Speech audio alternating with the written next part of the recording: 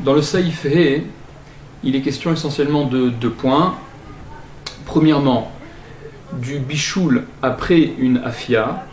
Comme on l'avait rapporté au début du siman, il y a en fonction du mode de cuisson des termes qui sont adéquats. Dans la Torah, il est question pour désigner la cuisson, il est question parfois de bichoul, il peut être question également de tslia, c'est lorsque c'est cuit au feu, c'est-à-dire lorsque c'est grillé, c'est une tslia, terme qu'on emploie au sujet du korban Pessah, qui doit être grillé, tsali ba'esh. Et il y a enfin le terme de afia, qui désigne la cuisson au four, essentiellement pour du pain, pour des pâtisseries. Ce dont parle ce Saïf He concerne un bichoul qui interviendrait après une afia par exemple, c'est-à-dire une cuisson différente d'une cuisson qui aurait précédé. Est-ce que Shabbat, on va être chayav, on transgresse à nouveau l'interdiction de cuisson si la deuxième cuisson opère selon un mode différent de la première, c'est-à-dire si par exemple après avoir cuit de façon classique dans une casserole dans laquelle on y aurait mis de l'eau et l'aliment à cuire, si on fait ensuite griller ou inversement, est-ce que la seconde cuisson rend chayav Shabbat comme si ça avait été la première cuisson? Ça c'est le premier point qui sera abordé dans cette halakha. Le second point concerne à nouveau le din du keli sheni. Le keli sheni, c'est donc, comme on l'a dit plusieurs fois, le keli dans lequel on aurait transvasé le contenu d'un keli rishon. Le keli rishon, c'est donc le keli qui a cuit sur le feu, et le contenu de ce keli qui aurait été transvasé dans un second keli, dans un keli sheni. Est-ce que ce keli sheni a la capacité de cuire, d'être mévachel ou pas? Avant d'entrer dans le vif du sujet, rapportons là encore deux extraits de Gemara qui ne se trouvent pas au même endroit. Le premier, c'est dans Psachim, Daf Mem Aleph, Amoud Aleph. La Gemara rapporte au sujet du Korban Pessah la braïta suivante. Tanya, donc on a enseigné dans une braïta, Bishlo ve'acharkar tzlao, Oshet tzlao ve'acharkar bishlo, chayav. La Torah dit à propos du Korban Pessah qu'il doit impérativement être consommé grillé. Ki im tsali ba'esh, grillé au feu. La braïta rapporte, si le Korban Pessah, plutôt qu'avoir été grillé, il aurait été cuit, donc dans une casserole, dans une marmite, on l'aurait cuit, et ensuite on aurait grillé cette viande cuite, ou bien au contraire, on aurait procédé dans un premier temps comme il faut, c'est-à-dire au shetzlao, qu'on l'aurait grillé, ce korban, comme il fallait. Le problème est que par la suite, ve'acharkar bishlo, et après on l'aurait cuit, donc mode de cuisson classique que la Torah interdit pour le korban Pessah, qui doit être exclusivement grillé. La braïta dit chayav, la personne qui aurait fait aussi bien l'une ou l'autre que des scénarios proposés, cuire et griller ensuite, ou griller et cuire ensuite, la personne qui aurait fait cela est chayav de malkout. Il a transgressé un lave, un interdit de la Torah, et donc c'est là la peine, c'est les coups, c'est la flagellation qu'il aura à subir. Ça c'est la braïta. Amar Rav Kahana a dit Rabbi Yossi. Cette braïta elle émane de Rabbi Yossi. Pourquoi? Détania, parce qu'on a enseigné par ailleurs dans une braïta au sujet de la mitzvah de consommer la matzah à Pessah. La matzah, elle, doit être consommée à fouilla, elle est cuite au four. Et la braïta rapporte la chose suivante. Yotzin, on s'acquitte de l'obligation de la mitzvah de matzah, beraki kasharouy, avec de la matzah qui aurait été trempée dans de l'eau, qui aurait été un peu immergée dans de l'eau, ou bimvushal, chez l'onimouach, d'ivré Rabbi Meir, ou bien même avec un bout de matzah qui aurait été cuit et qui ne se serait pas dissous, donc qui aurait gardé sa forme de matzah, on est également acquitté de la mitzvah de matzah, d'après Rabbi Meir. Rabbi Yossi Omer, Rabbi Yossi dit Yotzin beraki kasharouy, on est acquitté si le bout de matzah il a été trempé dans de l'eau, aval lobim vushal, mais pas s'il a été cuit. Donc, d'après Rabbi Yossi, il en ressortirait que une cuisson qui intervient après une afia par exemple, comme c'est le cas de la matzah, on a cuit la matzah au four comme il faut, mais après elle a été cuite dans une marmite avec un liquide, avec de l'eau et ce qui était sur le feu, même si elle a gardé sa forme originelle, on n'est pas acquitté de la matzah, ce qui voudrait donc dire que pour Rabbi Yossi, le bichoul postérieur, le second bichoul, le second procédé de bichoul, vient annuler le statut de afia précédent. Par conséquent, le second bichoul, il agit, il est à considérer comme un bichoul dans toute sa forme, et par conséquent, Rav Kahana déduit de cet enseignement au sujet de la matzah que la braïta qui au sujet du korban Pessah disait que même si on a grillé le korban Pessah dans un premier temps et qu'on l'a ensuite cuit, on est chayav parce que le bichoul qui a suivi, il viendrait annuler la tzliya, la grillade qui avait précédé. Ça c'est l'opinion de Rabbi Yossi. Contre l'opinion du Rehem, il y a le Ravia, qui est rapporté par le Bet Yosef, qui lui veut prouver de ce que la Gemara dit dans Brachot, d'Aflamet Chet Amud Bet. Il s'agit là-bas de la bracha qui est à faire, qui est à réciter sur un aliment, sur un légume qui aurait été cuit. Et le problème qui est posé là-bas, c'est justement, est-ce que le bichoul, est-ce que la cuisson de l'aliment va dénaturer cet aliment au point que on prendra en considération ce bichoul comme changeant le statut, comme étant quelque chose qui dénature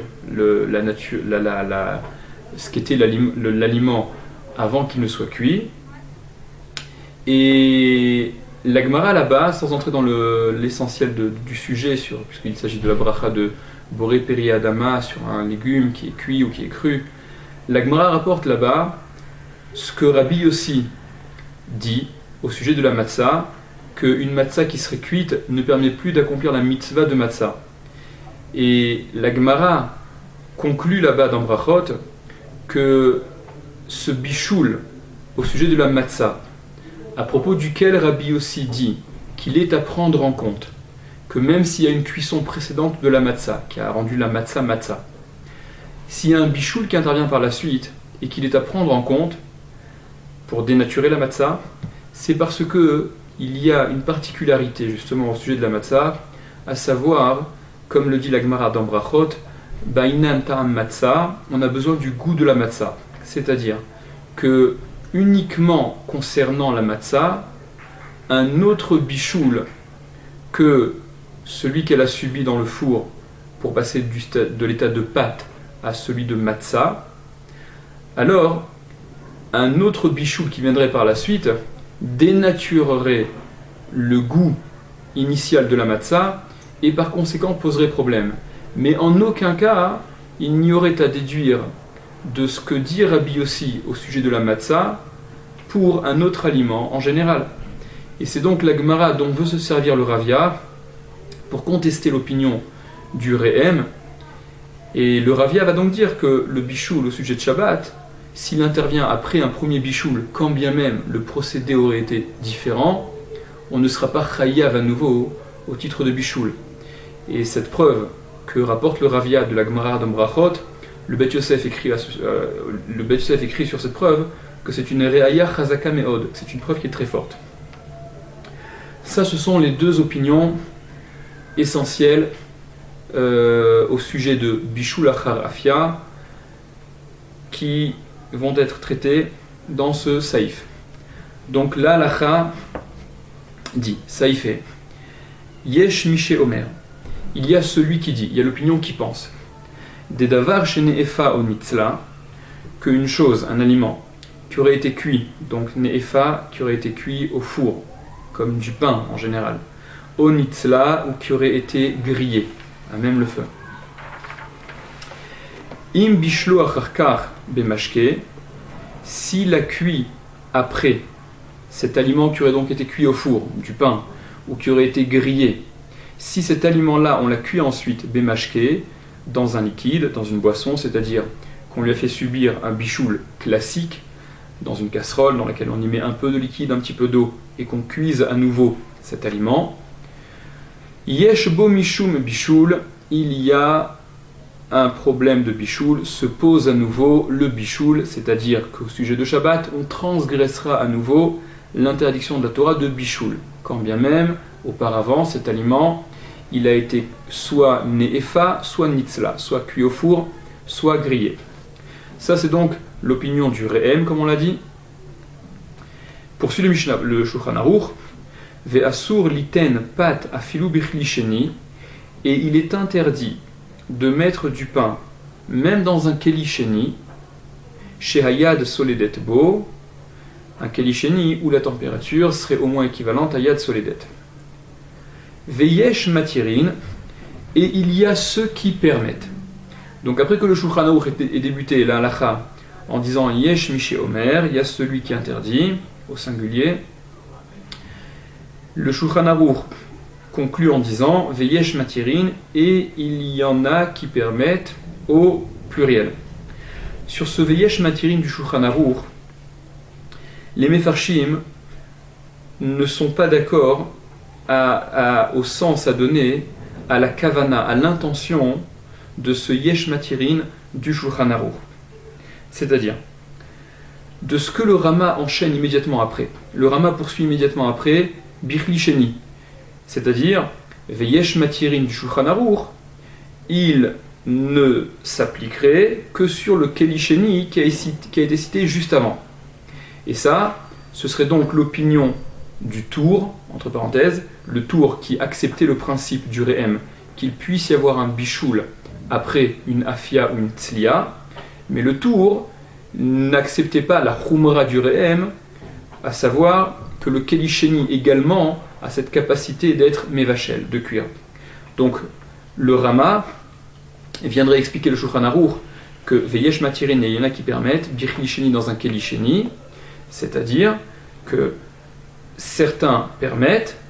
le bichoul acharafia, mais que dans keli sheni. Par contre, dans keli rishon, le bichoul acharafia serait cautionné même par le Shulchan Aruch. Donc le Shulchan Aruch s'alignerait sur l'opinion du Re'em. Ça, c'est une première façon de comprendre le Shulchan Aruch. Il y a ceux qui expliquent que ce veyesh matirin du Shulchan Aruch, c'est en fait l'opinion du Ravia, c'est-à-dire que ce veyesh matirin vient contester le yesh miché omer de départ du Shulchan Aruch, et donc ce yesh matirin permet ce qu'interdisait tout au début le Shulchan Aruch, à savoir qu'il puisse y avoir bichoul après une afia ou une tzlia. Et là-dessus le Shulchan Aruch conclut veyesh matirin, et il y en a qui permettent, et ce serait donc la shita, l'opinion du Ravia, que même dans un keli rishon, il ne pourrait pas y avoir, on n'a jamais de bichoul après un autre mode de cuisson qui aurait été préalablement effectué. Entre parenthèses, il en ressortirait d'après cela que ce que le Shulchan Aruch, ce dont parle le Shulchan Aruch, c'est simplement qu'il ne puisse pas y avoir de cuisson de bichoul après une afia, même dans un keli rishon, mais ça laisserait éventuellement ouvert que le Shulchan Aruch puisse aussi penser que le keli sheni, il ait la capacité de cuire dans un aliment qui serait cru. Bon, bien que ce soit débattu dans l'opinion du Shulchan Aruch, et en général, au sujet du Shulchan Aruch, certains poskim ne retiennent pas cette éventualité.